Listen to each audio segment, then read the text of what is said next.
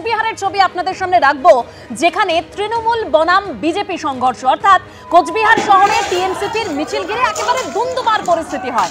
তৃণমূল বিজেপির সংঘর্ষ, চাকরি বাতিল, কেলক কাণ্ড, ওষুধের মূল্যবৃদ্ধি সহ একাধিক ইস্যুতে পথে নেমেছিল তৃণমূল। ঠিক কি পরিস্থিতি হলো, বিস্তারিত কথা বলবো আমাদের প্রতিনিধি শুভেন্দু ভট্টাচার্য রয়েছেন আমাদের সঙ্গে সরাসরি। শুভেন্দু,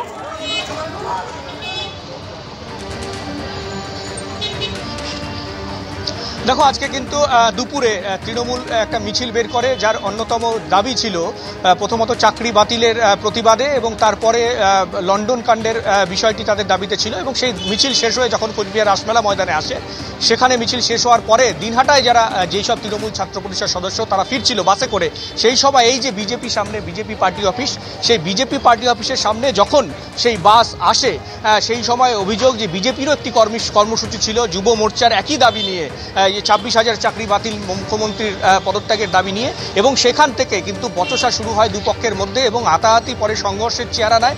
এর আগে থেকেই কিন্তু ঘটনাস্থলে বিশাল পুলিশ বাহিনী ছিল, পুলিশ নিয়ন্ত্রণে আনে এবং পরে তৃণমূল ছাত্র পরিষদের যারা কর্মী তাদেরকে সেখান থেকে সরিয়ে দেয়। ইতিমধ্যে বিজেপি যারা, তাদেরকেও কিন্তু পার্টি অফিসের ভেতরে তারা ঢুকিয়ে দিয়েছে। ইতিমধ্যে এখনো পর্যন্ত কিন্তু বিজেপি পার্টি অফিসের সামনে বিশাল পুলিশ র্যাব বাহিনী কিন্তু রয়েছে, যাতে পরিস্থিতি নতুন করে উত্তেজনা সৃষ্টি না হয়।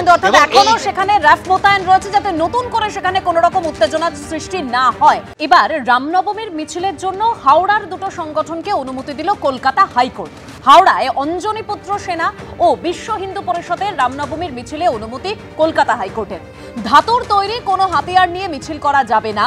দুটো সংগঠনের 500 জন করে মোট 1000 জনকে নিয়ে মিছিল করতে হবে। সকাল 8:30 থেকে 1টা পর্যন্ত মিছিল অঞ্জনী পুত্র সেনার, বিকেল 3টে থেকে 6টা পর্যন্ত মিছিল করবে বিশ্ব হিন্দু পরিষদ। এরকমই নির্দেশ এসেছে হাইকোর্টের তরফে।